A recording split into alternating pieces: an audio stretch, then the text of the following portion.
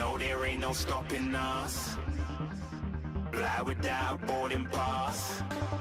Couldn't catch me, I be moving fast. Call me a shooting star. Let 'em know who you are. Flying up in a bar. Wish on a star. Time to show 'em who's in charge. Call me a shooting star.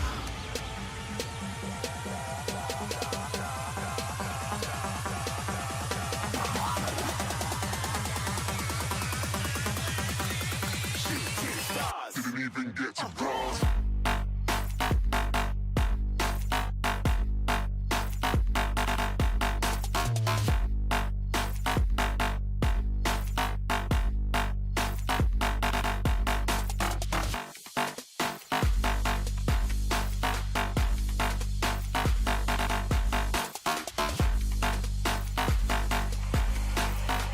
I said I'm moving too far.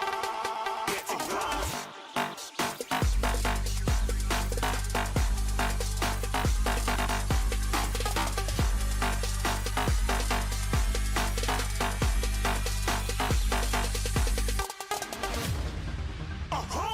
You're looking at a shooting star. Got more than a couple of people going mad. I swear they're rooting hard. Tell them I'd be big in the game like she went and got them breast implants. I said I'm moving too fast. Didn't even get to glance. I'm ready to eat up track like I'm seated in a restaurant. If you had swag like mine, you know it's best to flaunt. We aren't hating because you aren't. Shining like it's neon. Rock like kings of Leon. Shooting stars across the galaxy. I stand out, so don't be mad at me. Infiltrate, I'm with my strategy. When I turn up, them amateurs have to leave. Shooting stars across the galaxy. I stand out, so don't be mad at me.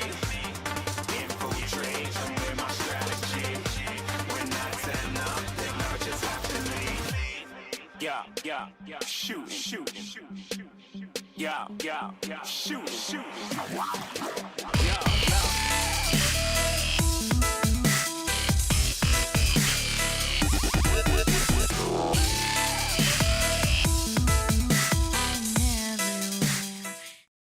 Okay, everyone, and I'm not sure if I'm on the screen now.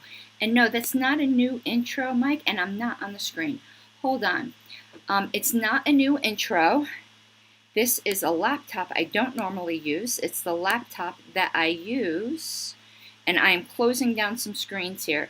It's the laptop that I normally use for the Liberty Boudoir, and that is the Liberty Boudoir intro.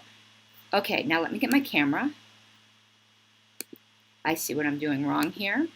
I'm at work still, so if you are, I'm not clocked in, I'm clocked out. We don't really like have a time clock, but I'm not working, as it were. I'm taking a break. Hold on, I'm trying to figure, okay. Now we're working.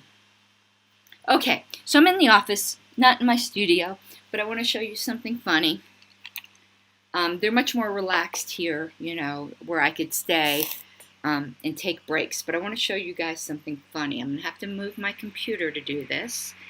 And because this is the Liberty Boudoir setup, this isn't a good microphone. I planned on being home. I'm going to tell you that story in a minute. So I'm sorry, sound quality's not that great. There might be some updating that needs to be done to the bottom of the screen. This isn't the computer I planned on using.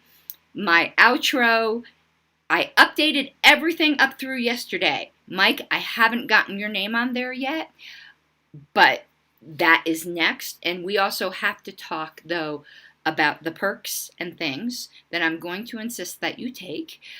So we will talk about that when we talk privately. But I want to show you something.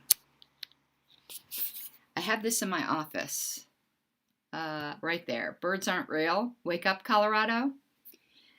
Because I love when you're starting a new place and people don't know you very well. So one of the super nice attorneys, so she comes in my office today, and we're talking, then I see her like glance up there, because this is new, I just put this up there, glance up, and then continues talking, and then you could see her giving it the side eye again, going like, Should I ask her about that? Nobody has yet to ask me about it. So slowly, more and more, birds aren't real paraphernalia is going to start appearing in his office. I want to see how long it takes. So maybe tomorrow I'll pin up my Birds Aren't Real 2020 presidential bumper sticker. Maybe I'll pick up one of those shirts that has the pigeon on it that says I'm a liar, for pigeons are liars. I just want to see how long it takes and how long I can pull off that, like, I really believe this and what their reaction will be. Because I'm just weird sense of humor like that. And you want to know what? This needs to be more on the screen. If we're going to be here. And yeah, I do have it stuck up with thank you stickers, which is kind of weird too. Because I didn't have any tape. We need the birds aren't real very prominently here. And I got to get some better tape, but here we go. Birds aren't real. That's perfect. Okay. So I don't know. I just have a very, very weird sense of humor. And I'm just making sure I don't have anything in screen that's identifying, because this is not my home or my studio. But again, on my own time right now. I will be going back to work after this. So we're going to make this as quick as possible, which, for me is very difficult. I'm trying to figure out how I can see comments. So if you give me just 1 second here. I got way too many screens open. I don't know why I did this to myself, because I've just been so busy. So let me explain how this happened where I'm working late while I am trying to figure out how to find comments. As you guys know, I'm not an actual flat earther, but I wish I were an actual flat earther, because me and the curvature of the earth do not get along. I cannot figure out time zones to save my life. And every single time I set up a time zone meeting and it's not in mountain time, I screw it up. And I try to tell all my friends this. I know I'm a grown woman. I don't know what it is. So I had a meeting today with some folks, concerned about the Delaware situation. Obviously, if you all saw the abortion of a meeting last night. And it was set for Eastern time. And I don't know why I thought Eastern was 2 hours ahead of here. I'm getting confused. Whatever it was, I screwed it up. Yeah, I set the meeting up for 4:30 Eastern, thinking it would be 6:30 here. And it ended up being 2:30 here, right in the middle of my workday, and it was an hour and something meeting. So I'm staying here late to make up my time. Not going to get into all of that. We're going to do, I think Mike's going to come on with me. We're going to do a recap of that absolute abortion of a meeting. However, one thing I do want to tell you is that you're going to notice from this point on, and I'm going to ask you to mostly keep me accountable, but please don't ride my booty about it, is as I'm focusing on my campaign and as I'm looking towards the future, and the future is not this LNC, I'm going to really, really dig into the issues. I'm going to light up the issues, but I'm really trying to stay away from the actors, because they're gone. Okay, they're gone. Doesn't mean I'm going to shy away from it. I'm just saying, I know people used to get a lot of entertainment factor out of me just lighten up, because X cried or whatever it might be. That's not really going to be my modus operandi going forward for several reasons. One, I've proven my point. Okay, I've proven my point. And B, it puts me in a campaign frame of mind that I don't like. I do not believe in negative campaigning. And when you continually think negative things about people, whether or not they're disturbed, it puts you in the wrong frame of mind. Anyone who knows any of my past campaigns, even when Alicia Matson went dirty on me, I refuse to go that.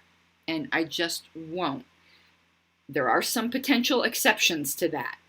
If one of the very bad actors is fraudulently put into place to allegedly replace me, because as you know, I'm still the secretary. I can't ignore corruption, but there's one very nice gentleman who's been declared against me since way before this happened, and I will have zero tolerance for negative campaigning against him. He's a wonderful gentleman, and that's kind of what I mean. But like if, say, I'm going to name a name here, like Richard Longstreth ran against me, I'm sorry, yeah, I'll just try not to mention him, because that dude, when you're a backstabber, it's very difficult. But my intention is to focus more and more and more on issues. We all know who the bad players are. And I would like your feedback if that's something you would welcome, or if you still don't understand the players and you want me to mention names specifically. What I'm going to try to do in the future is use titles, because even that's what Robert says to do, to depersonalize. So I'm just pulling something out of the air. I'm not going to say anything about any particular person right now. I'm going to make up a region. So for instance, rather than saying, John Jones, I might say the Region 9 representative. Just to keep things, because this whole thing has been so tough on me that I am just trying to get myself in a better place. And that's kind of my attitude. I might change my mind, but that's where my head's at. And my shows are always very intimate. I view you guys as my circle of intimate friends. I get hurt that way sometimes because I trust too easily, but you know what? That's just how I am. So I'm going to try to find where I can put comments up, and I would love to hear your thoughts on that, because again, these are always conversations. Ooh, there are some, there are some comments. Now, again, listen, I can't tell you guys what you can say or not say. All I can say is if you're working on my campaign team will have a zero tolerance for negative campaigning against the candidate who's currently declared against me. I like him, he likes me, and we both mutually agreed we would not go there. And he has kept his word by dismissing from his campaign staff people who could not keep that agreement. Okay. That's where we'll go. Oh, and I love these glasses too. They're like so teeny tiny, All right, we are going to a 3-hour recap. I know, Fidalgo, are you making fun of me? You are making fun of me. Jackie Perry cast the spell on the Mises Caucus? Oh, come on. Hayden, tell me you're joking. Tell me you are joking. Okay, you guys are going to have to write me about that privately. I definitely will. Oh, please send it to me, because I can think of a funny skit to do with that.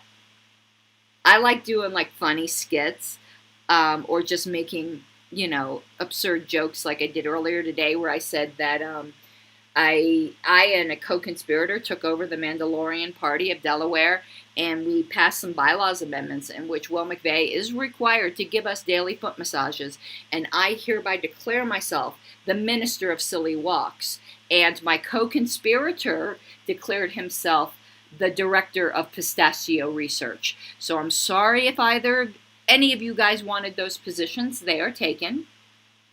I know that pistachio research position is super sweet, but he claimed it. He claimed it. She cast a curse. Oh my word.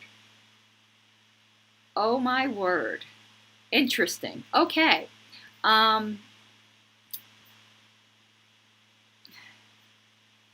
let's just say, bless her heart. Just bless her heart. So now we're going to talk about the actual subject, because I do have work to do tonight, which will motivate me to be more succinct than I normally am. But I do have to do my grifting, because if I don't, I will not have lived up to my indecorous, horrible reputation. The Massachusetts costs have been covered. There is an optional event in Massachusetts that, depending upon how things go, I may go to. So I'd like to make the offer to you guys, and if you want to support that, you can. Otherwise, there's plenty of other trips. There is an LP fundraiser on Friday night. It's so hard to have an opinion on it because, as a Libertarian myself, when things like are priced out of my normal range, I'm like, but I get it. There are wealthier people in the party, and the party does need to raise money. And I do not begrudge fundraising for the party because the LNC is not paid. Please do not stop contributing to the National Party because the LNC sucks. You're hurting staff, you're hurting other members. Now, if you'd prefer to give to your state party or county party, fine. Like, those should always come first. So what I'm getting at, only because this would annoy all the right people, there is a fundraiser on Friday night. The ticket price, which all the proceeds go to the Libertarian Party, is $150. I do not have that. If I fundraise that, it will be a donation to the LP, so it almost be like anybody supporting that for me would be giving to me to give to the LP. And that's always a good thing, but I'll tell you right off the bat, I will earmark it to the Historical Preservation Committee. I encourage everybody to earmark your donations to the National Party if there are projects you believe in more than others. So if that's something you guys wish to support, again, any super chats leading up to that time, if I end up raising that, I will attend that event, earmark it to the Historical Preservation Society, and be at an event that most people will not expect me to be at, and with the higher donors of the party to show them who their secretary is.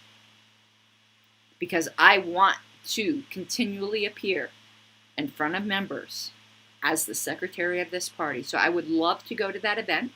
If that's something you wish to support, you can do that so voluntarily, and it does help the LP. Another offer I have, if anyone here, and you don't have to do this, you will not insult me. I'm just throwing this out there. If anyone here is considering becoming a life member, and I would really, really encourage it, and you get a great pin this year. It's like this 50th anniversary pin that, like, I covet so badly. Like, if I was flush with cash, I would, like, redo my life membership just to get that damn pin. But if you're considering becoming a life member, you will irritate all the right people and honor me if, when you do your life membership, you make the request that you want to be pinned by me. As you know, they often have these pinning ceremonies. And some people will not like that request, particularly if you are going to be in Massachusetts and you have considered becoming a life member. Do it there and give me the honor and irritate all the right people of them having to give me time to publicly pin you. I would enjoy that immensely, and you would be helping the party. So let's now go into the shenanigans. And this is a tiny little laptop, so taking a look at comments makes it difficult. I'm trying to position this where I can see comments. Let me try this.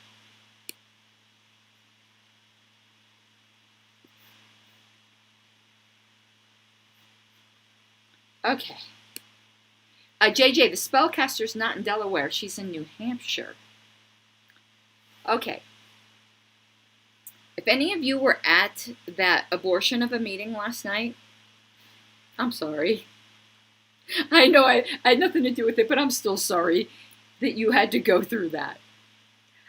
It's like, when somebody's witnessed a tragic event, a bad car crash. I'm sorry. You probably will need counseling. Hopefully, if you were in my stream, and I've gotten more views on that stream in one day than any other, except for my, I have a very short video. No, actually, it is for 1 day record, but my highest viewed video, it's this little short video I have. It's like 30 seconds long, and it's entitled Government Drone Malfunctioning, and it's a birds not real thing, and that's my highest viewed video. And the comments on it are hilarious because people are like, I can't tell if you're serious or not. So if you haven't seen it yet, look on my channel for Government Drone Malfunctioning. It's a perfect troll. It was very painful, that meeting. It was very painful. And embarrassing. The party chair was extremely rude to everybody. In a way, it makes me feel better because I thought she was just rude to me. I'm going to stop there, though. We're going to do a recap of that meeting another time. I want to stick to the topic at hand, which is the Trojan horse. So this came up at that meeting, and it sprung over. And hopefully I'm going to be able to do a screen share. Otherwise, I'm just going to... It's more ominous when you see the actual words. Before I start, though, I know you guys hate when I say that. It's almost like, oh, I'm about to go. But there's an intro I do have to give. There's something this LNC needs to come to terms with, whether they like it or not. They need to come to terms with the fact that they have lost the trust of the party. Even if they came up with the most wonderful plan for something, it's going to tank because they have completely exhausted their political capital. People do not trust them. And there is nothing they can do to recover that. Well, there is a few things they could do, but they're not willing to do it. And they would still, even if they did these few things, never recover trust, but they would get more. One of them would be reinstating me and me accepting certain things that I would find distasteful, such as not opposing a censure, even though I don't think I deserve one, that sort of thing. If both of us swallowed our pride a little bit, and I'm willing to, the offer's on the table. That offer's always been on the table. I'm not the one refusing, they are. I think if they did that, they would recover some trust, but they're not going to do that. So what this LNC needs to recognize is they're a lame duck until convention. And they need to stop trying to do novel things. Because even if it's a great idea, nobody's going to trust them, and they will have poisoned a great idea. They should just do their basic job, concentrate on putting on a smooth and very profitable convention, and move on. But what they're doing right now, there's been more emails on the list this past day than have been on the list probably in the past 3 weeks, because they're frantically trying, like how a kid, if he makes a mess on the floor, will try to like put some Legos over it, like they try to hide it in a way that's like so obvious, like a dog trying to hide behind the tree and you can still see his tail sticking out the side. So that's what they're doing right now. There's this flurry of activity to distract from the fact that what we witnessed last night was an utter embarrassment. Like worse than amateur hour. So they're trying to like come up with things they can do to distract and make it look like they're productive, because yesterday proved the lie. We haven't been able to get anything done because that mean pink-haired person in Colorado, we couldn't do anything. I know nobody believed that, but that was their excuse. Yeah. And we saw yesterday. Yeah, they're so much more productive. And here's the fact.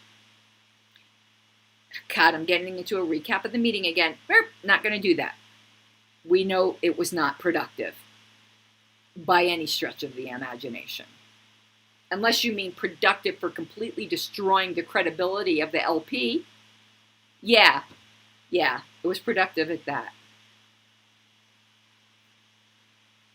So they just need to cool their jets, shut their mouths, do the basic administrative work of this party, and move on. And there's some good ones. There's some good ones who need to stay.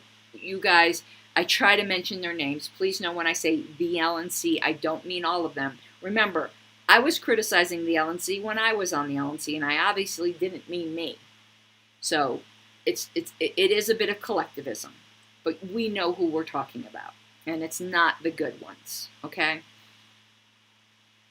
But those bad ones, even the good ones though, they're tainted by the bad ones. They just need to just do the basic work of this party. But instead, there's motions going back and forth.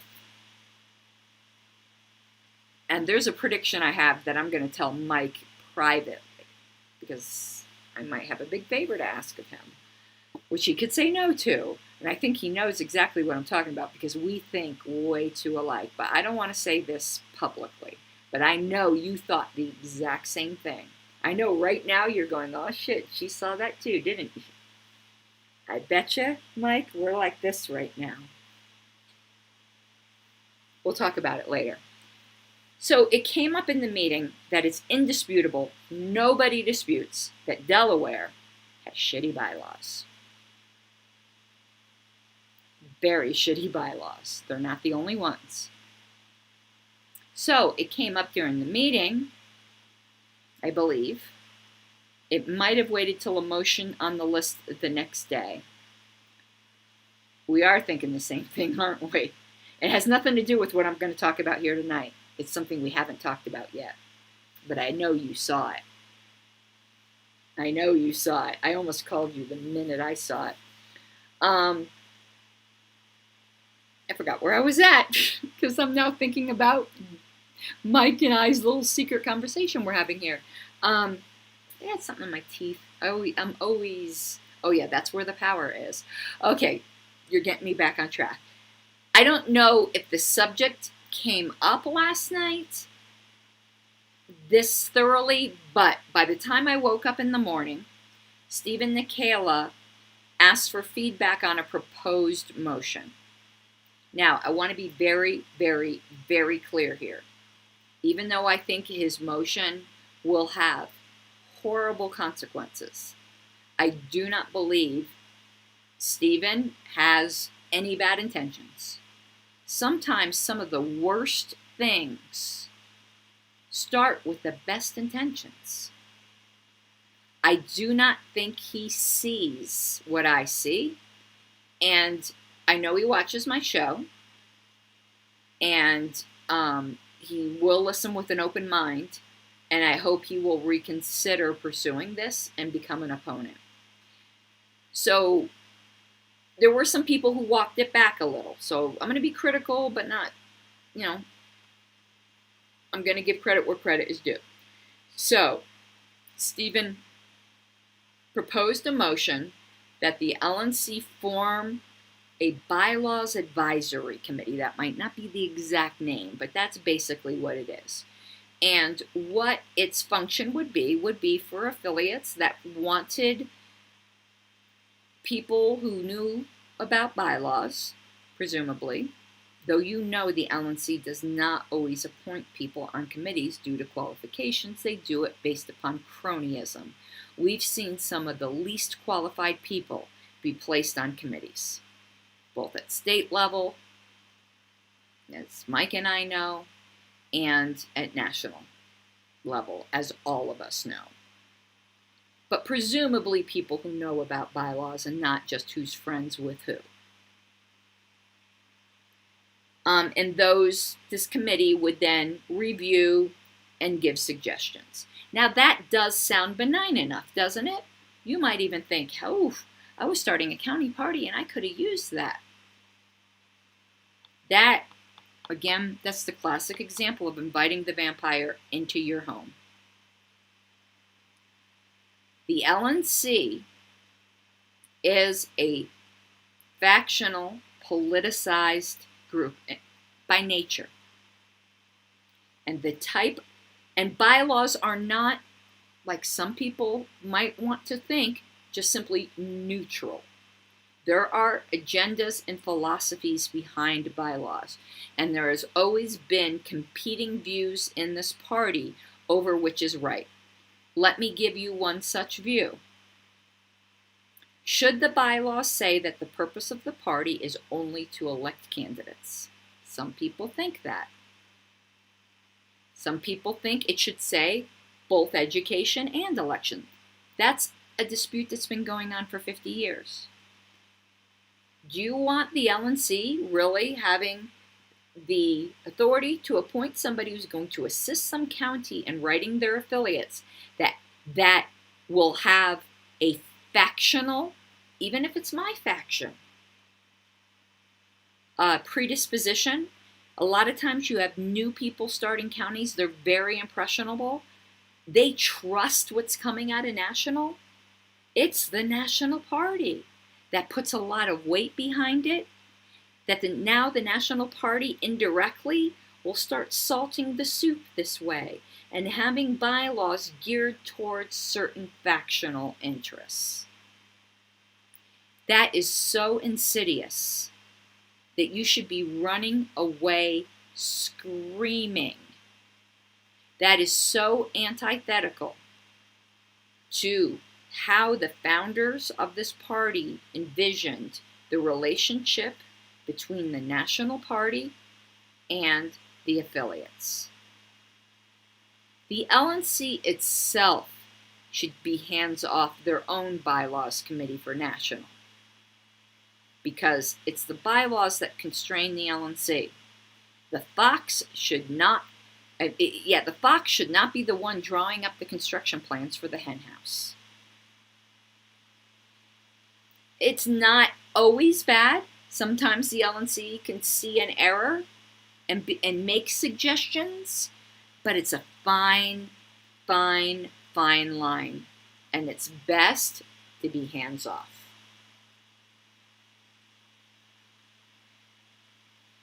So now you have the LNC suggesting that they have this committee that's going to now have its hands into, you know how they say the hand that rocks the cradle rules the world? Well, it will be rocking the cradle of the baby affiliates, the counties, and can start steering the party factionally in its own direction. And Hayden, it's just an advisory board, but it doesn't matter. When you go to your doctor, they don't force you into treatment. They merely advise you. But you put great weight in their opinion because you think they know what they're talking about and that they're not going to steer you wrong. When you're dealing with new county parties who don't know what they're doing, a lot of times, even people who've been around for a while place way too much trust. Oh, well, he's elected chair. He must know. They don't have a healthy enough distrust. The advisory board will exert a subtle pressure. You don't think if there's a debate between two people on this county bylaws drafting that one won't say, but this is what national recommends. And you don't think that will be an argument stopper? Of course it will be. Of course it will be. And it doesn't even have to be intended to be that way. It's just the nature of an unequal power relationship. to have the LNC involved at all in that, in appointing a committee to do that, even in its most benign form, is awful. It is the intention of Mr. Nikela is pure. The outworking of it, by the time it goes through the bureaucrats, will be malevolent. Now, someone then suggested something that I think would be fine, but I would still be very leery of it. And now let me also put some caveats, because some of you might be thinking to yourself, if you're really listening to what I'm saying, aren't you being a hypocrite? I do not care if any LNC member on their own broadcasts out, hey, I enjoy working with bylaws. If you want help in looking at your bylaws, I'd be more than willing to help you. That's them doing it on their own, not sanctioned by the LNC. They're known actors. You know what biases they have. I've been doing that for years.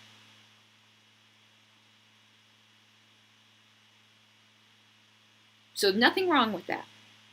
But to have the LNC put its blessing on a certain group of people, that's a bridge way, way too far.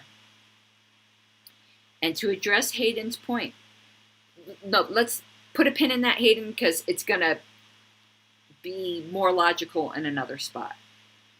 And actually, every state does have people like me that are obsessed with this stuff. I've been in nearly every state, and there is. Now, some of them aren't as qualified as they think they are, like Mr. Will McVeigh. Second thing, if you're drafting new bylaws,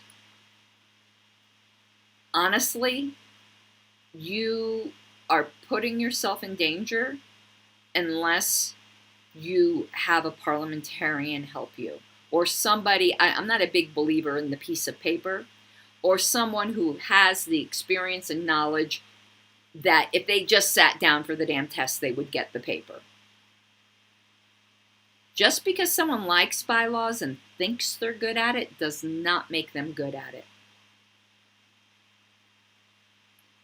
And this voluntary certification, because you can start a parliamentary business tomorrow and not have any certification. This is all voluntary. But somebody who gets the voluntary certification from the National Association of Parliamentarians or the American Institute of Parliamentarians, you know they've had to pass certain core competencies.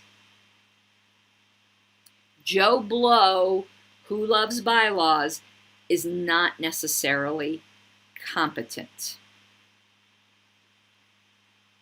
And why am I so concerned about bylaws?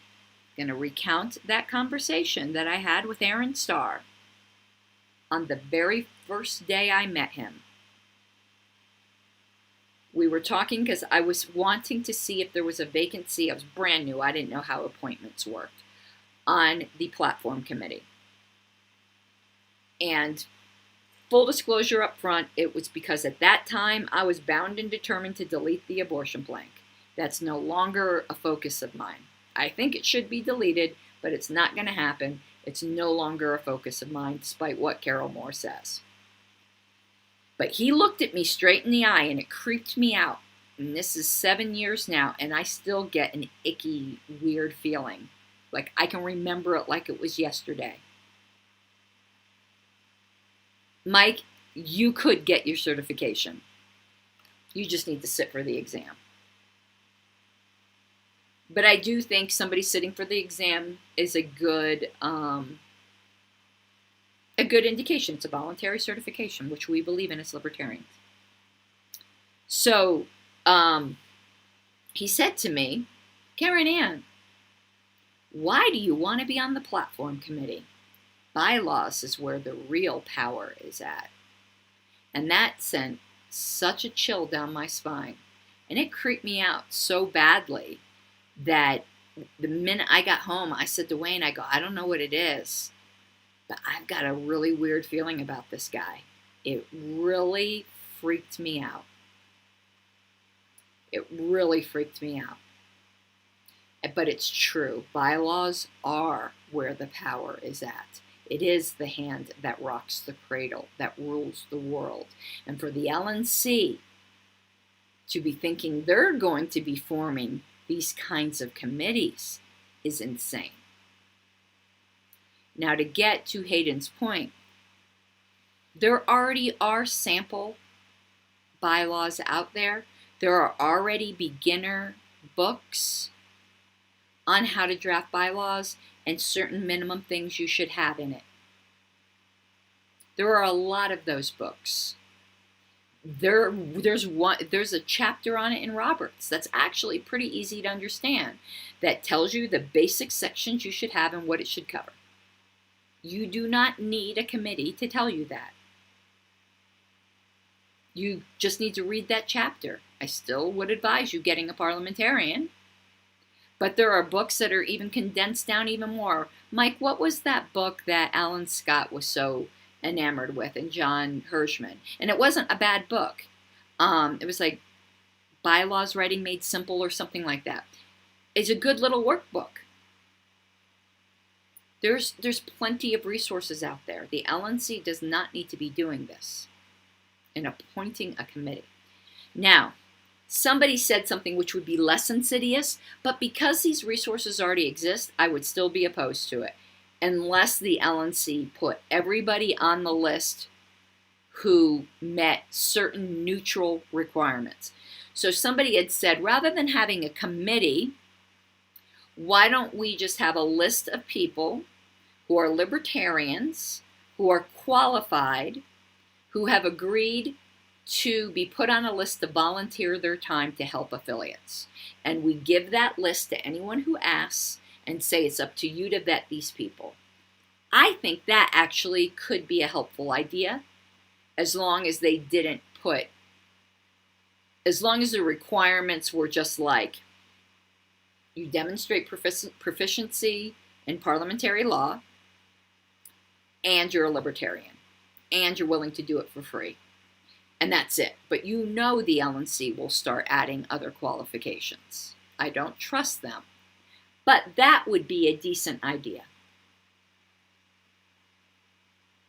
But now let's look to where this conversation went. And I have a feeling this is why Steve shut up after his initial post, because he saw that authoritarians are going to authoritate, because this conversation went south, frighteningly, malevolently south, so quickly. So I woke up this morning, literally, and read this thread, and poor Wayne, because I lost my ever-loving mind. Like, I lost my shit.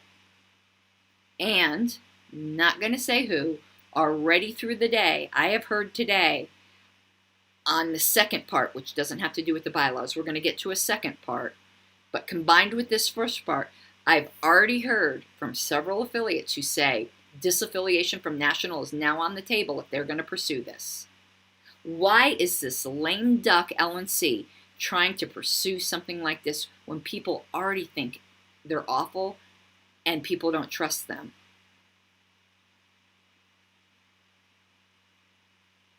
This is so tone deaf, but they're trying to cover up for the fact that they got absolutely nothing done last night, except prove their incompetence and Whitney's rudeness.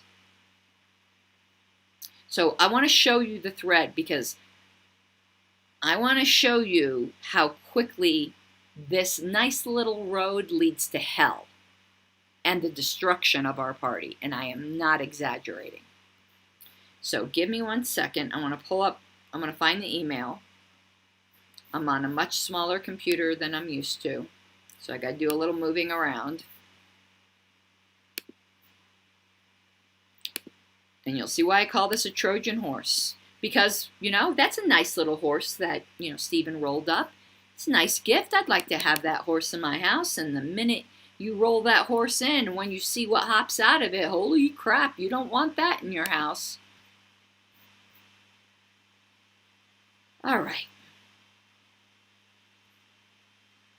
Okay, so here's Stephen's email, is entitled Seeking Input on Motion. And it's taking forever to load. Okay. Nope, and it pulled up the wrong email. This computer is really old, and I think I am going to need a new one soon. If I can't have it pull up fairly quickly, I really want you to see it in writing. Where's my phone? Because I could hold my phone up too. I cannot believe how slow this computer is. Are you kidding me? Google, are you kidding me? Hold on, where's my phone? I'm going to grab my phone.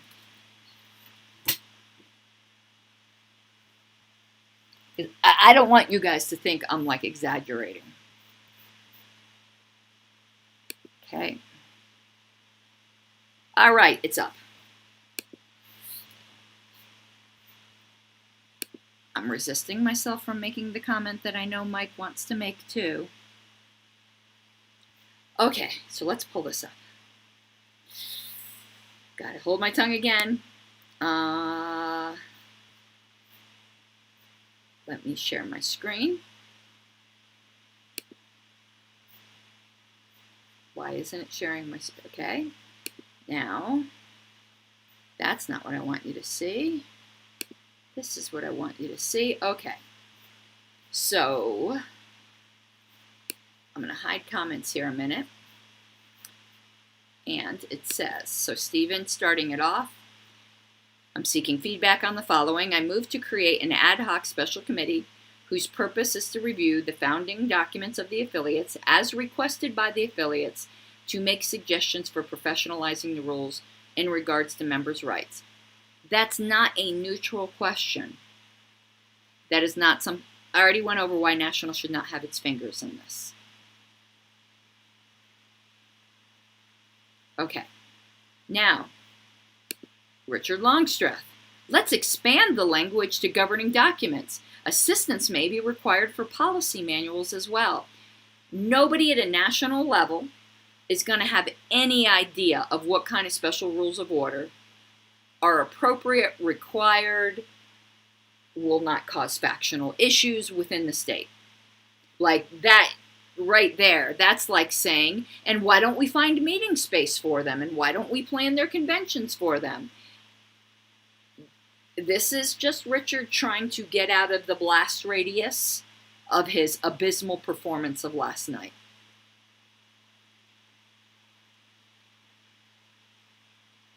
And then Tim says the motion needs to state how the committee is populated. Actually, it doesn't, Tim.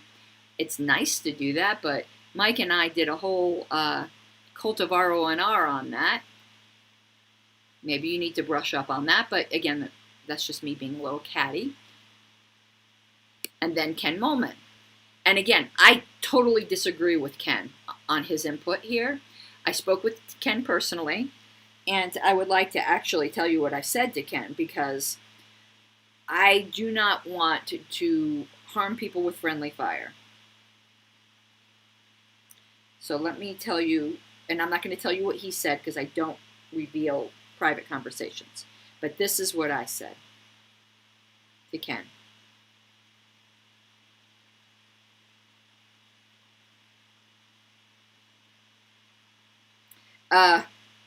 Actually, no, I talked to him about the charter thing. So it's not relevant. Yeah, I'll tell you when it's relevant. So he says, I think this is mostly about creating templates, right?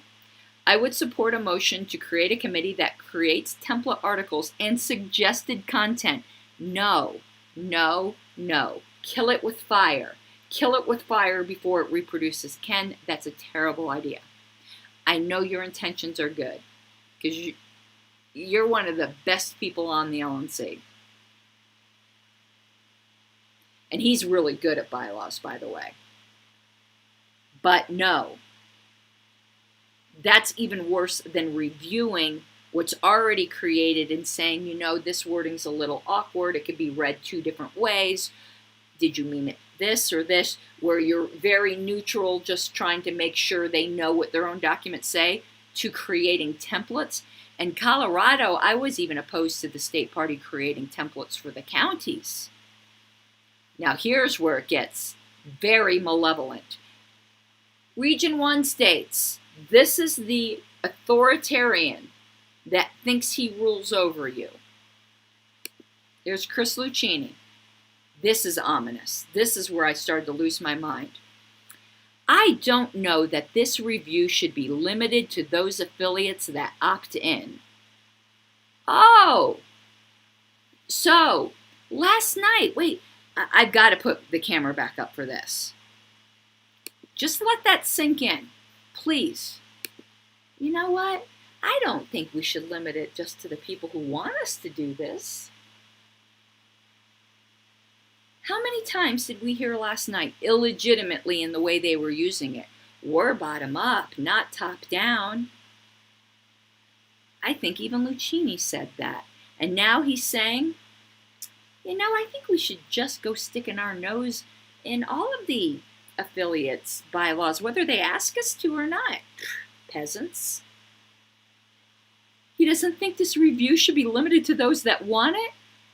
Let me tell you something right now, Mr. Lucchini, and I'm trying to obey my loftier goals, so I'm going to put this in as polite a way I can. We don't want you within 300 miles of our bylaws, Mr. Lucchini. Keep your nose out of Colorado's business. We don't care what you think of our bylaws. I had much juicier language, and I am proud of myself for not saying it. But just imagine that an LNC member's like, we should just go review everybody's, because, you know, we might not like, I'm going to just pull a state out of the air, Ohio's bylaws. And I think we should have a say in that. The arrogance. Let me tell you something I said in a debate with David Aiken, who was trying to convince Colorado to move our emails to the national server. Another idea which sounds benign on its face. And for those affiliates who are paying a lot for email service, it might be a good deal. But Colorado is one of those groups that got in on the Google G Suite when it was still in experimental phase. We are grandfathered in with 50 free email addresses. Like, people are paying through the nose for that, and we get it for free. We're never giving that up. But for some reason, and I'm sure it was for good intentions, just like Ken's intentions are good, Steve's intentions are good, he wanted us to move to an email server controlled by National. Yeah, after New Hampshire and Delaware, anyone thinks that's a good idea? I don't. More centralization. I was like over my dead body. I said, and I don't want, because I'm also the secretary of Douglas County, I go, plus that would make all the counties have an @LP Colorado email address. As Douglas County Secretary, switching hats, we are not LP Colorado. We are Douglas County, and we have our own autonomy. And what I told David is, no matter what level I'm at, I distrust everybody above me. So when I have on my Douglas County of Colorado Secretary hat on, you want to know who I distrust? The Libertarian Party of Colorado and the National Libertarian Party. I distrust both of them. And if we ever grew to have like city parties, like some states have, like if there was ever a Libertarian Party of Castle Rock, you want to know who I would distrust? The Libertarian Party of Douglas County, the Libertarian Party of Colorado, and the National Libertarian Party.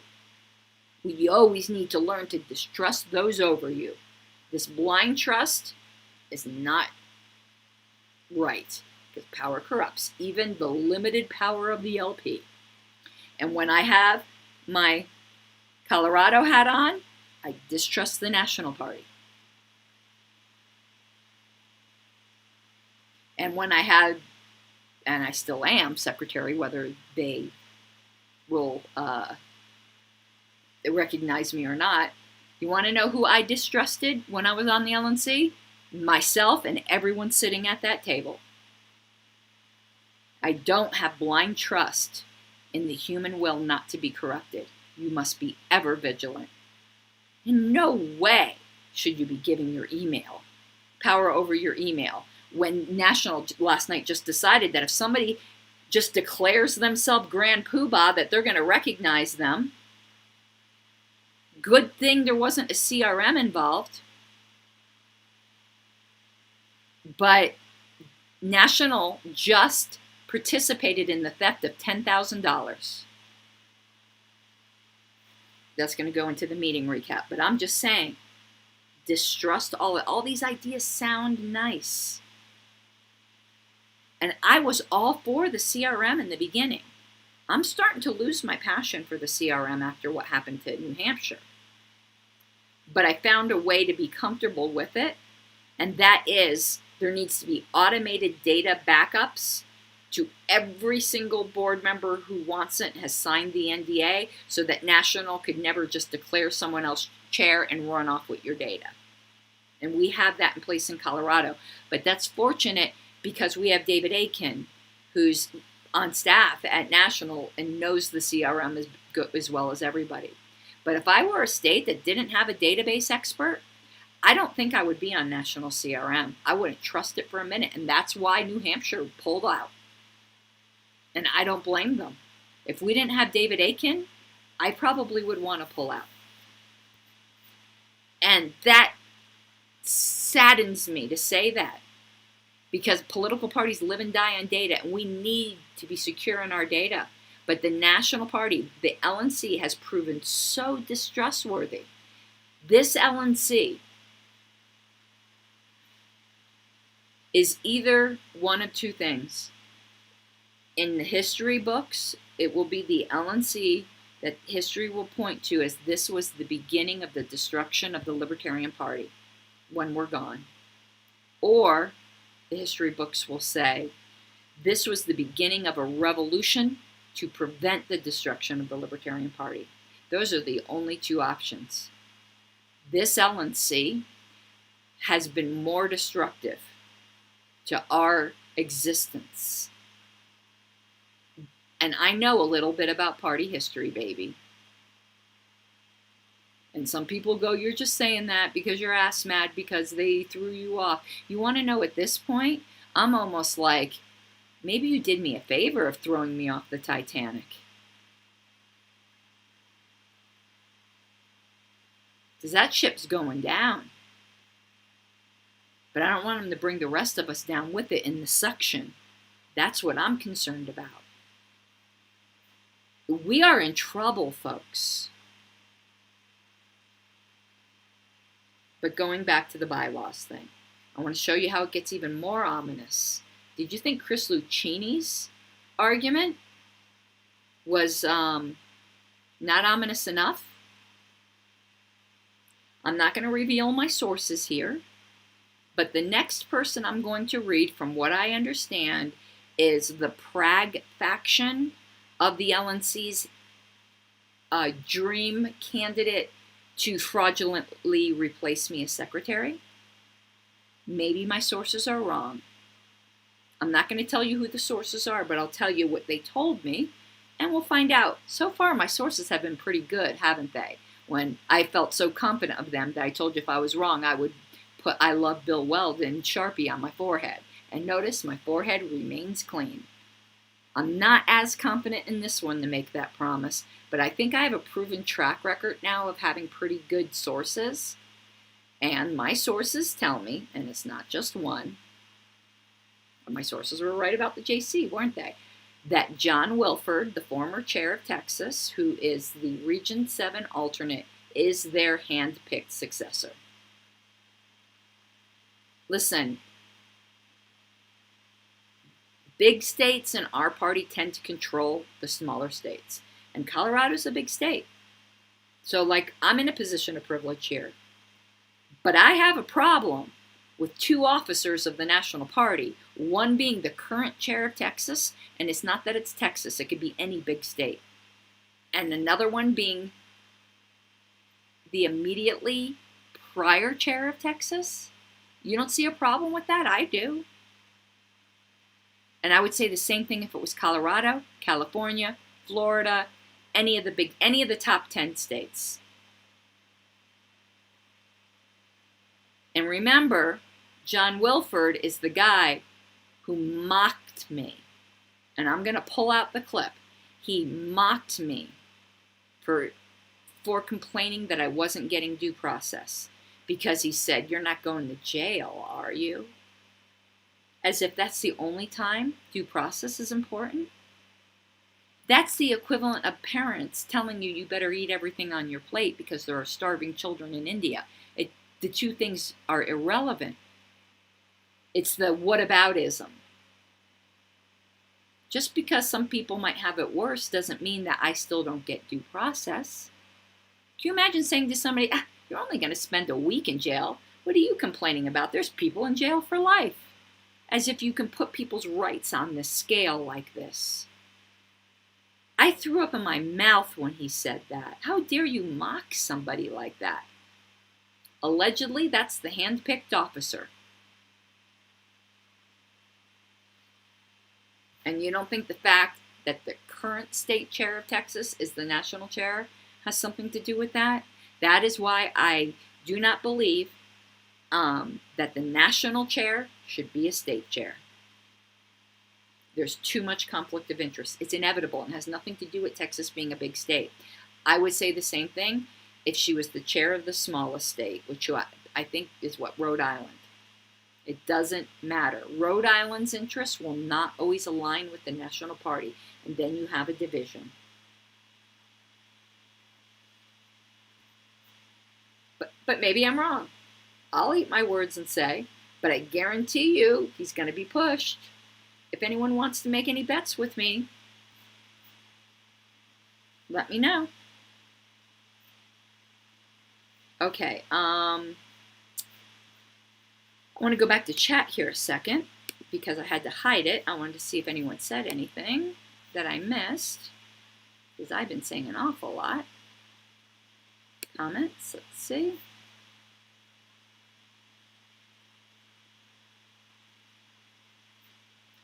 Taranticia, they could be putting things out there to find out who is my source. All of my sources for all of these things have been different people, just so you know. If it kept being the same people, I would question that.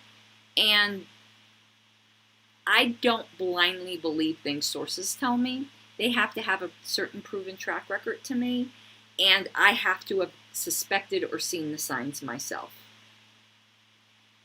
But I could be wrong.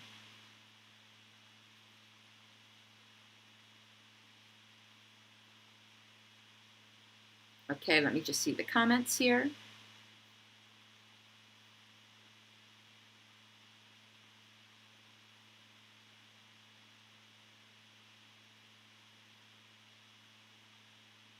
Okay, now things get even scarier. And the reason why I brought up John wasn't just because, I'm ass mad that they're going to illegitimately replace me with somebody. No, it's because of what he says next. And I do not want anyone with this attitude to be a national officer. And he seems like a nice enough guy. I don't have any personal problem with the guy. He's a sweetheart in person. He's adorable, He's generally amiable, but check this out. Let me share my screen. 1 second. I'm sorry, this is slower because I'm on a MacBook Air, tiny little laptop. Okay, first you're seeing my bad. Here we go. So here's John Wilford. I don't think simple templates are the answer here. I think an actual review of individual bylaws and suggestions for improvement are in order. I think further it's bad form how little involvement and authority the LNC has in the bylaws it's sometimes asked to rule on. The only bylaws the LNC's ever asked to rule on is our own bylaws. He does not even understand the job of the LNC. In Texas, the SLEC, and I think they're EC's for Executive Committee, I forgot what SL stands for. They have the right to reject a set of bylaws for a county for cause, and the county is required to fix them and resubmit them. In the other states, the state party sets a set of minimum standards. I do not understand why we extend our name to affiliated organization who may later ask us to review actions based on their bylaws, but we have no standards or inputs into what they must say for us to rule on them. So he's basically saying national should have to approve the bylaws of state and county affiliates. That is horrifying. Now, if Texas done that, that's what their delegates chose in Texas. I think that's a terrible practice, but I don't live in Texas. But I can tell you the worst possible reviewer of states and counties is the National Party, who knows nothing about that state.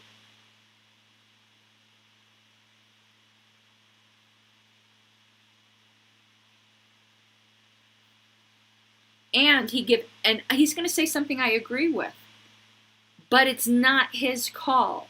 Anyone with experience with bylaws would have recognized that, except in extraordinary circumstances. Actually, he's going to show some ignorance here.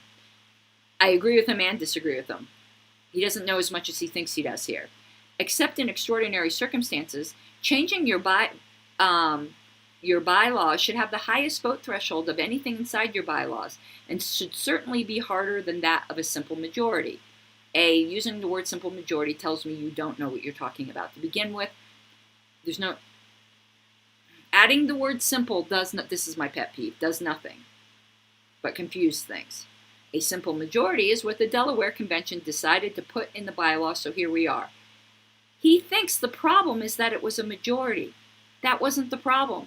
The problem was that the board was allowed to amend them, not the convention, which is exactly what he wants the national board to be able to do. But he's also wrong in his blanket statement about bylaws. He is correct when all you have is bylaws. The current modern practice, when all you have is bylaws, is that they should be amended by no less than 2/3. But Delaware wasn't operating under modern practice.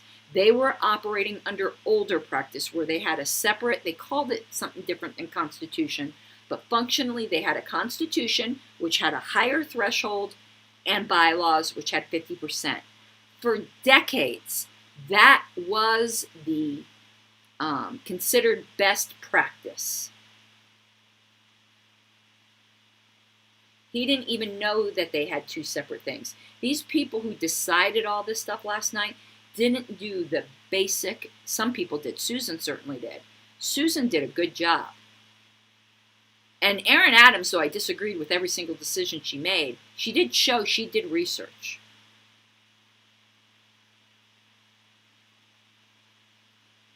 I mean, Richard bragged that he did none. But John doesn't even know that they had a constitution and bylaws. That's why the bylaws was 50%. That used to be standard practice. If he knew what he was talking about here, he would have said, they should conform to modern practice, not have these two documents, combine them into one with a 2/3 threshold. We just had to do that in Colorado. But you want to know what? I'm going to tell you something even scarier here, guys. Yes, that is recommended modern practice. But you want to know what happens when you do that? You open the entire set up to amendment again as if they were being written anew, and you could destroy your affiliate that way. Mike and I know this very, very well. You have to be very, very precise and cautious. And he's just making these recommendations without any knowledge of this stuff. Like this LNC have been huffing their own farts for far too long. It is a classic example of Dunning-Kruger syndrome. They don't know what they're talking about. He certainly doesn't. And I would hope that the prime candidate, if my sources are right, for secretary would at least know Roberts and bylaws and crap like that. Well, that's kind of one of the qualifications for being a secretary.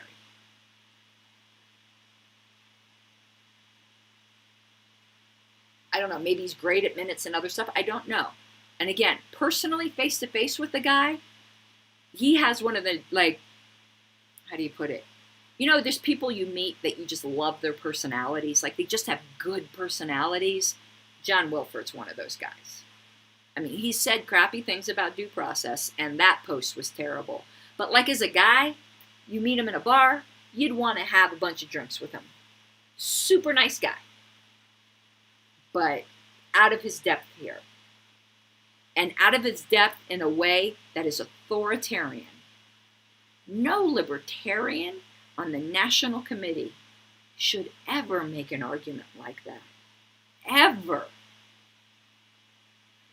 Oh my word. That should horrify any of you. Then people start to walk it back a little. But the fact that any of that was even publicly said without even the sense to be ashamed, there's a problem. Let's go back.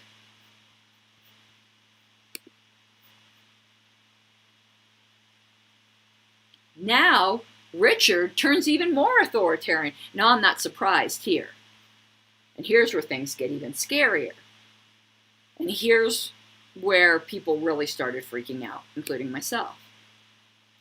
Richard Longstreth. I don't disagree with Mr. Wilford. Really, Richard? Like, those basic things I pointed out that I know, you didn't think was important to bring up. Okay. Perhaps this signals the beginning of a bigger discussion regarding formalized charter agreements and renewing charters. Oh, they really are full of their own perceived power, aren't they?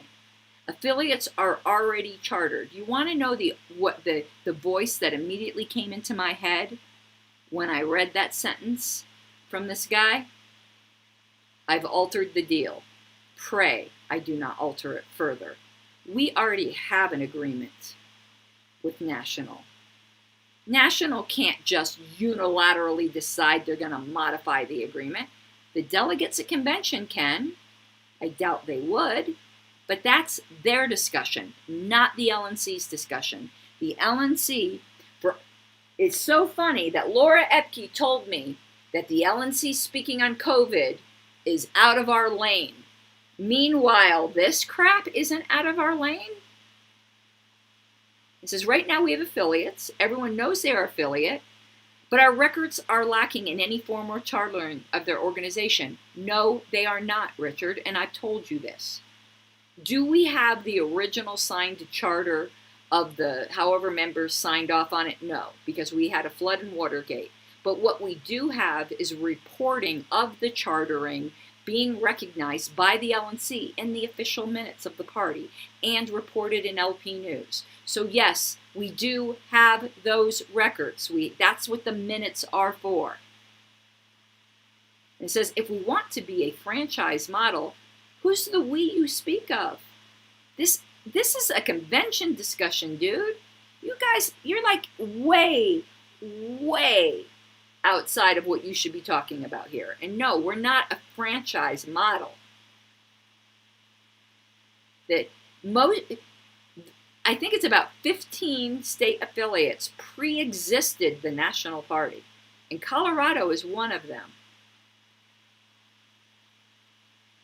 So a group that came later is now acting as if it gave birth to groups that pre-existed them. Oklahoma's another one.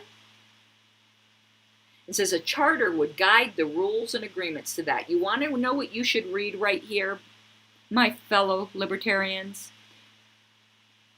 Codes of conduct and all this other draconian bullshit that's being done right now. That's exactly what this is all about. It says, until then, if any affiliate does want work to review their documents, he would be interested. And it's perfectly appropriate, as I said before, for him to, on his own, offer that. I don't think he should be using necessarily the Lnc list to do that, but I've probably done that myself, and I probably shouldn't have either. If anyone cares about my opinion, the fact that he didn't even point out John Wilford's basic errors, I would not recommend using Richard Longstreth to review your documents. He is a decent parliamentarian, but he's not anywhere near the level of professional. He's not even a member of the National Association of Parliamentarians, which is like a simple sit-down test.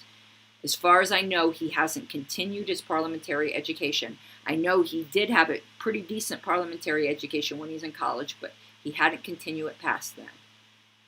And he used to know way more than me, and now I've far surpassed what he knows because I've studied. He's had different priorities. That doesn't make me better than him. It just means I know more about RONR. He knows a lot more about other things. Like, he could be party treasurer.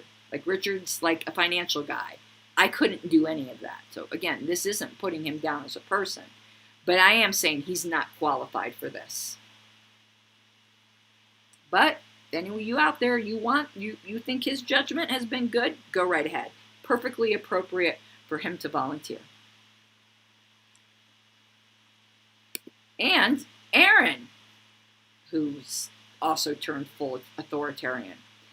Though she tries to walk it back, the fact that she said this to begin with is, oh my God. I would also support formalized charter agreements. I bet you would, considering that you think mean words violate the NAP. It was mentioned in our meeting that some members view the affiliates as franchisees. No, that isn't what Susan said. Susan said, and I don't want to put words in her mouth, but I said something similar, and I can put words in my own mouth, was the closest thing in this particular situation would be that of a franchisee. I did not say they were. I just said if we were looking for the closest analogy to find something that we could at least get some guidance on, that would be it. I don't know of any member that views the affiliates as a franchisee. None. I'm sure there are some out there. But this is not some common thing that is just clamoring for a solution that the LNC, who couldn't be bothered to deal with COVID for 18 months, have decided now all of a sudden this is a discussion that has to happen? Maybe that's the course that should be taken. Well, that's not your decision, Ms. Adams. That's the decision of the convention delegates, not you. And I don't hear anyone clamoring for that, except people who want speech codes. Now, Ken Molman put some sense into it. Now, I disagree with his first part. I'm not opposed to formalized charter agreements. You should be. And let me tell you something. I can't speak for the State Board of Colorado. I am but one voice. But I could tell you this one voice will fight to the death for Colorado to say, we ain't signing shit.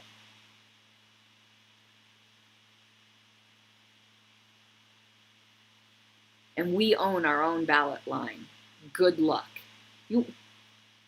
Now let me, and he says, I would say that I prefer, it shouldn't be prefer, he should have said it's required that any criteria be determined by the convention body and the LNC.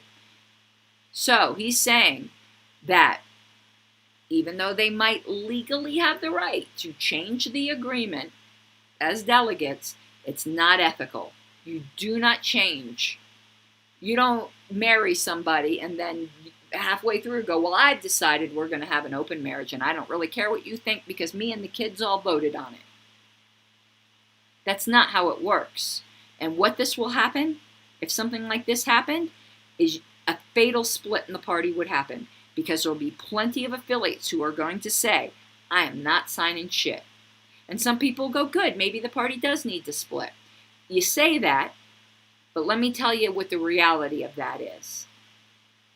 Both sides would die because neither side would have the resources to rebuild. Do you know how more expensive it is now than it was when this party started? They'd be arguing over the name for 10 years. They'd never have 50 state ballot access again. Bringing to convention, and God forbid passing, some new charter agreement that includes much more then what's the requirements now, which are minimum? You must agree to the statement of principles. You must file a copy of your bylaws with the party secretary. Certain things about how you can use the word Libertarian Party, which, by the way, the National Party has no right to dictate. I don't believe in IP, but they didn't even trademark it until like 1990. So anyone who was an LP affiliate prior to that could tell the LNC to go take a flying leap. We have really no legal authority. Some state parties do over that name. We didn't file a trademark till far too late. I don't believe in IP, but I'm just saying. What a disaster. So say 20 states, let's just say 15 states disaffiliate. It's the end of the party. For what? What was the urgent need here that they had to start this conversation when they couldn't be bothered to do a damn thing about COVID for 18 months and had a 5-hour meeting where they couldn't even bring themselves to condemn an obvious bad actor? But now they're plotting the destruction of the party and not even understanding that that's what they're doing. And then Aaron Adams walks it back and says, I agree that criteria should be decided by the convention body if this is the route that will be taken. Why is this route even being discussed? Was this some pressing issue, like, I don't know, people being locked in their houses that we didn't do shit on? So, this is the Trojan horse. It started with a very innocent and good-hearted suggestion from Steve. And look where it led to. Now I'm going to read you what I said to Ken Molman. You got to find the text because it wouldn't have made sense before. Because people didn't really start losing their shit. I lost my shit from the beginning with that bylaws thing, and because Mike and I have had some nightmare stories about this. But this chartering agreement thing. So this is what I said to Ken. The LNC has zero authority to have any charter agreement outside the bylaws. None, all caps. And I'm not going to say now who these people are that I'm going to refer to here. I keep my sources confidential. I have now heard from multiple affiliates that are putting disaffiliation from the National Party on the table. That whole thread is a direct threat to the affiliates. This LNC may very well mark the end of this party. I know that you, Eric, Steve, etc., because I thought Eric had input in that thread, but he didn't, mean well, but this whole path is the path to hell. I'll be doing a show on this. Hello. And I ask you all to listen with open minds. I don't blast people who mean well, and I've never blasted the people that I've said here meant well. But the idea itself is going to receive the full force of kill it with fire. I seriously doubt that Colorado would sign anything. And, again, I can't speak for the board, but I think this would be on the table for a lot of affiliates and might even consider suing the National Party, though that would not be my decision because we pre-existed National. We will only agree to what is required in the bylaws, and that should be the position of everybody. Now, the delegates can choose to amend the bylaws, and I think that would be suicidal. And then I said to him, however, if it's presented as a bylaws amendment, that is fair and square. Doesn't mean it's a good idea, but at least it would be done properly. And then he apologized for not getting back to me sooner. And this is what I said. I said, don't worry about it. I'd call you if I urgently needed to speak to you. I just want you to honestly know, as you are not in the echo chamber, but this party is seconds away from disaster. There is serious hidden decay that will not take much to collapse the whole thing. I pray for this LNC to accept the fact that they are lame ducks, that they are not trusted, and for them to pledge to simply do no harm and work to put on a great and profitable convention. It's unfortunate, but even any great ideas have now been poisoned by distrust. I feel so bad for good guys like you. We do disagree on several things, but you always have my utmost respect. As someone said to me, real recognizes real. Ken, you are the real deal. And that was my email to Ken. And I mean that to each and every one of the good members of the LNC.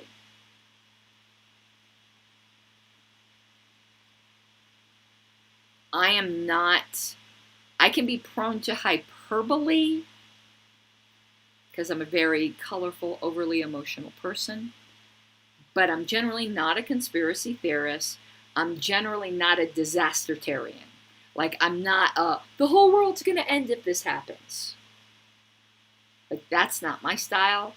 You know, I might like get overly emotional about something, but I don't like believe the government's behind everything. I don't think we're being ruled by lizard people, though Joe DePasquale, with his not blinking thing, has really caused me to question reality.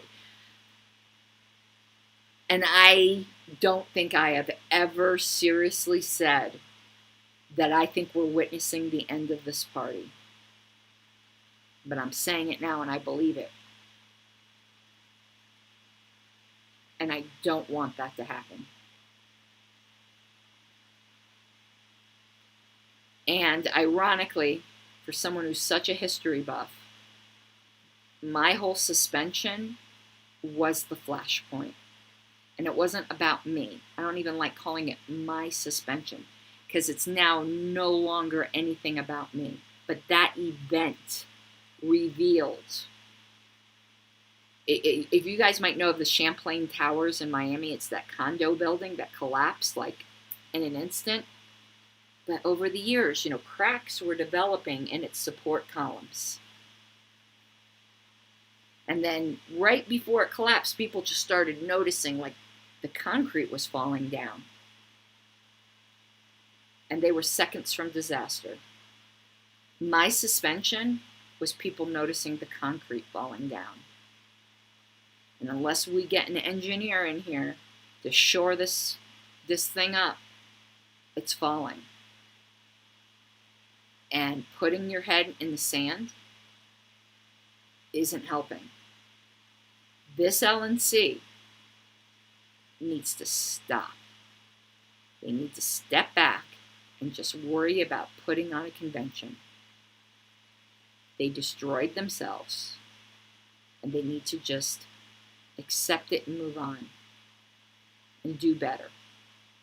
I'm never a person to say that anybody is irredeemable. Some people might be irredeemable to me personally, like I will never trust Richard Longstreth again.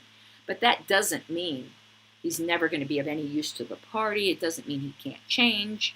It doesn't mean he can't turn out to be the most wonderful person in the world with some growth 10 years from now. I just personally am not going to risk my heart again. Because he was one of my best friends. And I just can't get over that betrayal. But I believe everybody is redeemable. So when I say they need to get over it and move on, I don't mean disappear. I don't mean leave the party. But I do mean they just need to just stop right now. And just take the pledge to do no harm and get us through convention. Or have their names go down as the LNC that destroyed this party. And I mean that with every ounce of my being. And maybe I'm being alarmist. I hope I am. But I've studied an awful lot of the history of this party and other third parties. I'm a historian at heart.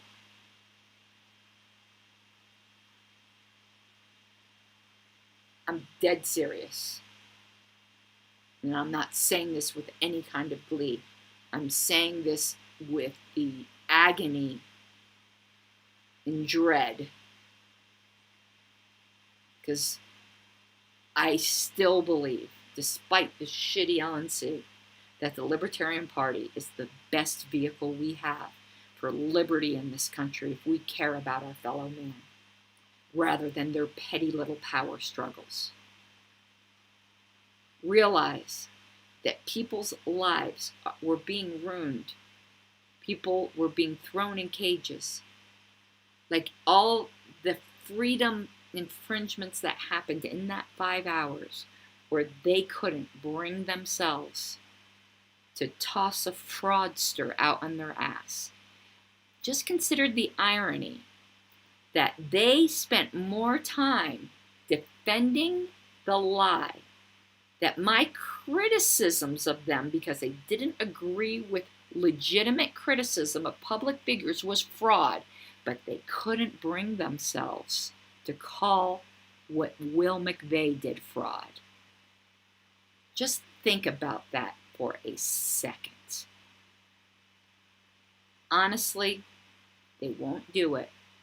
But those people, those 11 at least, they need to resign. If they cared about this party, they won't though.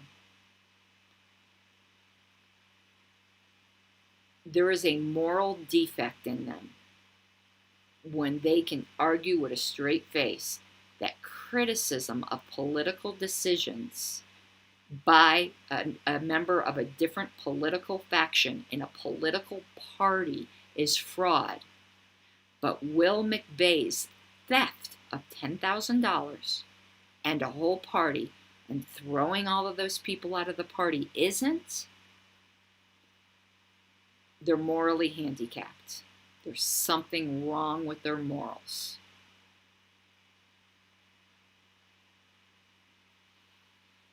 Okay, let me look at chat.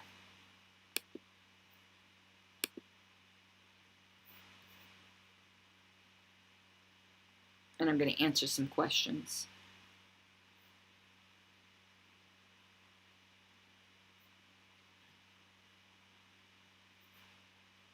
One second here. Ooh, you guys, thank you for the comments. I'm so sorry I couldn't interact in real time. I'm on a screen. I'm on a 13-inch MacBook Air. It's small. That's what she said. Oh, I couldn't help myself. Okay,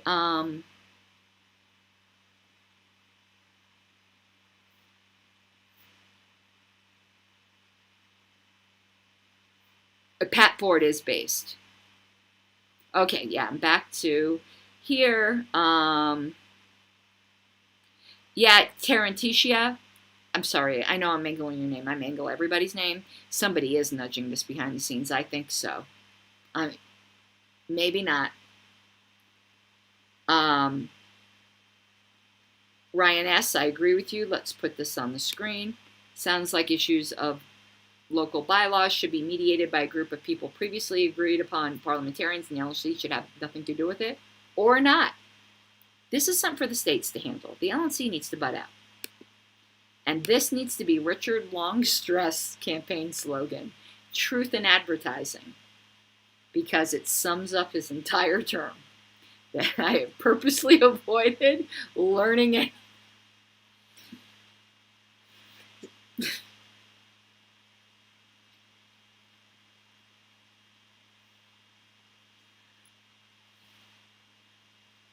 That's the funniest damn thing.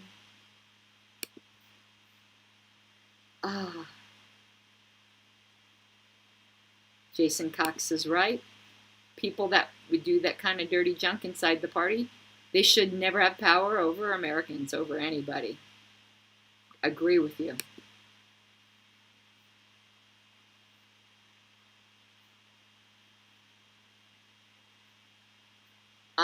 Hayden, I would hope that, but again, I just want to be clear. I don't want to overstep my bounds.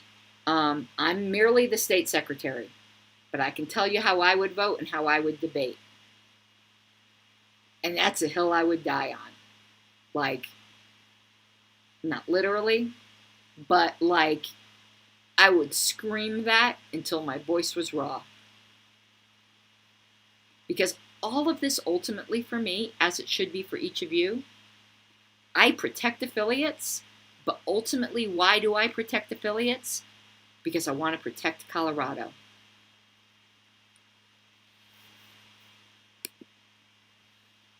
The Libertarian Party is my thing, but my most specific thing, it's not the National Party. My devotion is to the Libertarian Party of Colorado, and I've never, ever hidden that fact.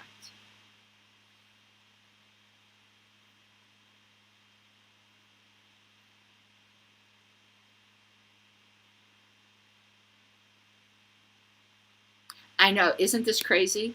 They claim they can't do anything at all, and then the very next day, they're talking about writing bylaws and charters, and they didn't say the quiet part out loud, but I will. Codes of conduct?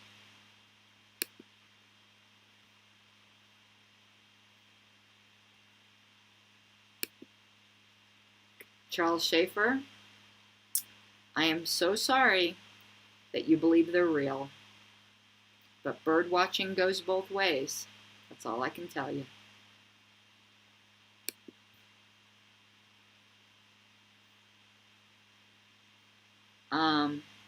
Okay, Matt, I've seen you say this a bunch of times. I'm going to argue with you, dude. But ultimately, I respect your free will.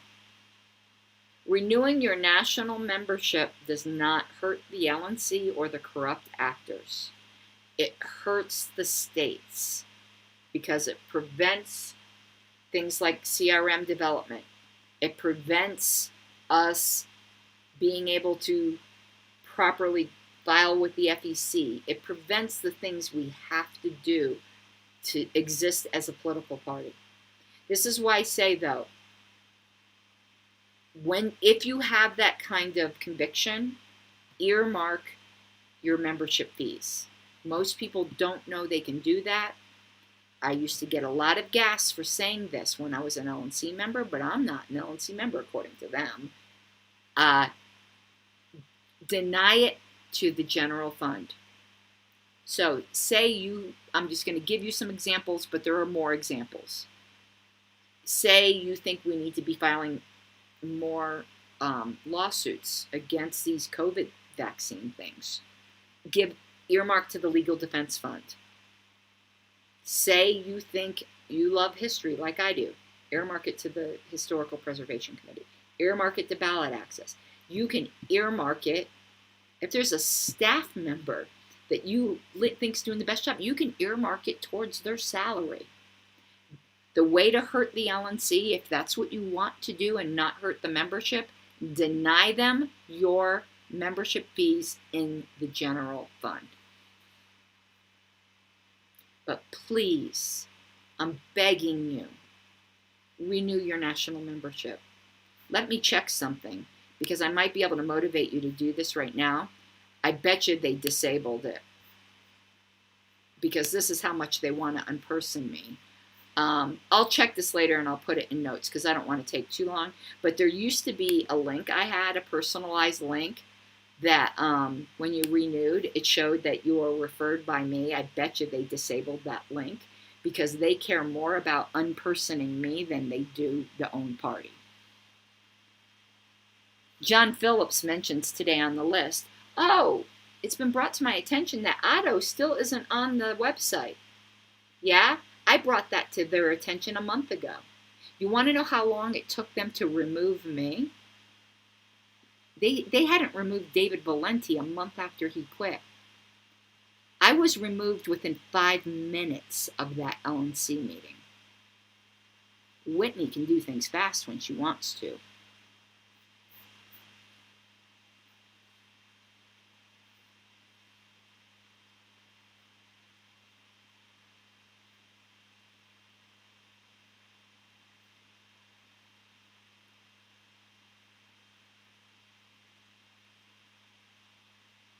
My flyer is great off her nave, isn't it?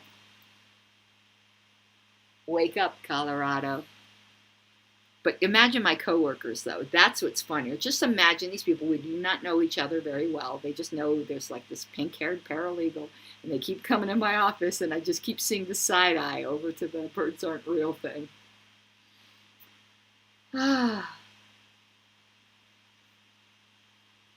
Thank you for considering it, Matt. That's all I can ask of you. Yeah, David Valenti quit for health reasons. I'm going to speculate here, and this is what they call fraud when I speculate, but I give you the reasons for my speculation. I know he did have some health things. But David Valente at the June LNC meeting, and I'm just saying this to point out hypocrisy, I wasn't offended. I'm not a shrinking violet. I don't go and turn people in. But David Valente, on the Friday night of the June LNC meeting, got extraordinarily drunk, started making very ethnically insensitive jokes. Now, they weren't about black people. They were about hillbillies, as he put it. I think the joke he said was that West Virginia's family tree looks like a telephone pole rather than a bush. And apparently, because according to his wife, who told him that he had to apologize to me, got a bit too frisky with me. Now, I'm very flirtatious myself. It doesn't bother me at all when people get flirty with me. I am loyal to my husband, and my husband is loyal to me. I am completely secure in that. But apparently, he got out of line with me. It didn't offend me at all.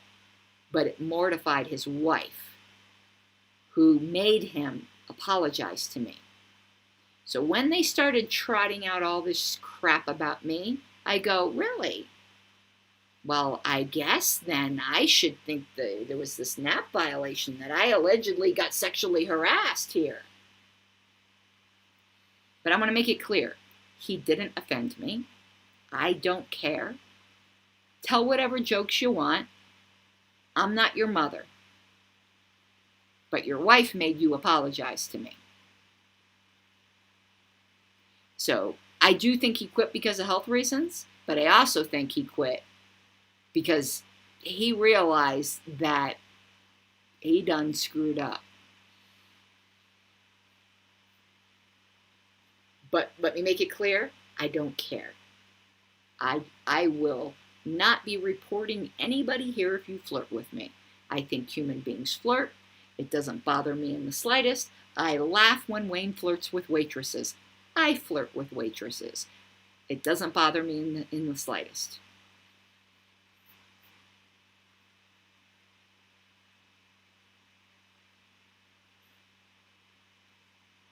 Okay, that seems to be it for comments. I'm going to keep this up for a few more moments. For two reasons. I'd like to see if there are any more comments. Holy crap, it's 10 o'clock. I told him I was going to be late. I'm going to be working at least another hour and a half here. See if there's any more comments. I flirt with you all the time, Mike. I flirt relentlessly with you. But we're both secure in our marriages. We're best friends, but I am a terrible flirt. I'm a terrible flirt. And Wayne is he doesn't admit it. He doesn't admit it. But oh my God, does he flirt with waitresses. But if they're cute, I'll flirt with them too. Who cares? So I'm going to see if there's any other questions. I'm trying this week to get D. Frank Robinson on to talk about the non-aggression thing. Mike and I are going to do the recap about, I love it when Mike said on the show, we're happily married to other people. Because Mike and I would murder each other. Oh my God, can you imagine? We would both be in jail, I think. Or dead. Oh my God, but it would be a spectacular, that'd be an explosive relationship. Yes, I'm trying to have D. Frank on to talk about the NAP thing. I want to talk to him about his unique bylaws interpretation of the suspension. I do not agree with him on it at all. I think Mike thinks he has some merit. I want to tell you another piece of the puzzle I found that, to me, conclusively proved it. And the last opportunity is, I was getting there, CJ. CJ's my official merchandise model now. There is new merch in the store. CJ just got his Comet t-shirt and sent me the wonderful glamour shots of him in it. And I asked him to do a promo video for me. But I dropped new merch today as well that has the Statue of Liberty, and it says principles over decorum. And there's going to be more merch dropping. So get your merch at tinyurl.com/pinkflamemerch. We truly appreciate it. I want to see a lot of that at convention. That would really make me happy. And there's a wide selection. But Top Lobster's also designing something new for me, so be on the lookout for that. And I guess that's it. And last few moments to grift for Super Chats. Oh, dear me. I guess I didn't work the poll hard enough tonight. You guys are the best. I will be updating Mike. I do need to update the outro. There was a very generous patron, patron's the wrong word, contributor to my campaign. You know who you are. The personalized thank you is going to be going out very soon. I've been swamped with my new job. My thank yous are taking longer than I like, because I usually like thanking people immediately. You should never take support for granted. Okay, everyone. Love you all, and I hope this was educational, and I hope you take it back to your state boards and tell them, run away screaming from this. It's a Trojan horse, and you will not like what it's filled with. Have an awesome night. And let me find my closing screen. Oh God, where's my closing screen? Overlays? Oh, the screen is too small. I'm going to talk through this. I think it's, oh, no, it's scenes. Okay, I'm getting there. I'm figuring it out. God, the screen is too small. Wayne, I need a new computer. Okay, bye-bye.